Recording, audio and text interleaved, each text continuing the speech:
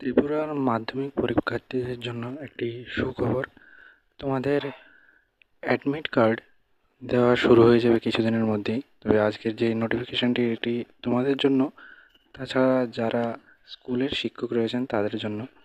এখানে ত্রিপুরা মধ্যশিক্ষা পর্ষদ থেকে 16ই ফেব্রুয়ারি একটি নোটিফিকেশান এসেছে, যেখানে বলা হয়েছে অ্যাডমিট কার্ড সংক্রান্ত জরুরি বিজ্ঞপ্তি।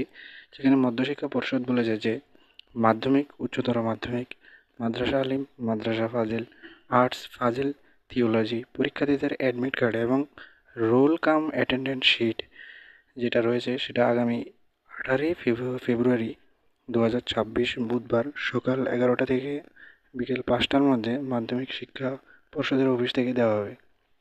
সংশ্লিষ্ট বিদ্যালয়ের প্রধান শিক্ষক এবং যারা রয়েছেন ভ্যানিউ সুপারভাইজার, তাদের বলা হচ্ছে যে পর্ষদ থেকেই তাদের এই সমস্ত নিজ নিজ বিদ্যালয়ের পরীক্ষার্থীদের জন্য অ্যাডমিট কার্ড এবং রোল কাম অ্যাটেন্ডেন্স শিট মানে যেখানে ভ্যানিউ পড়বে ওখানে অ্যাটেন্ডেন্স শিটগুলি সংগ্রহ করার জন্য।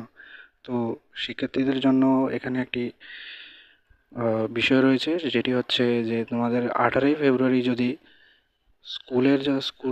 স্কুলের প্রধান শিক্ষকদের বলা হয় যে তাদের অ্যাডমিট কার্ড সংগ্রহ করার জন্য, তাহলে তোমরা আশা করতে পারো যে 19 কিংবা 20 তারিখের মধ্যে, অর্থাৎ আগামী শুক্রবার কিংবা শনিবারের মধ্যে তোমাদের অ্যাডমিট কার্ডগুলি স্কুল থেকে দেওয়া হবে। তো তোমরা তৈরি থাকতে পারো বা স্কুলে গিয়ে উপস্থিত থাকতে পারো শনিবার কিংবা শুক্রবারে।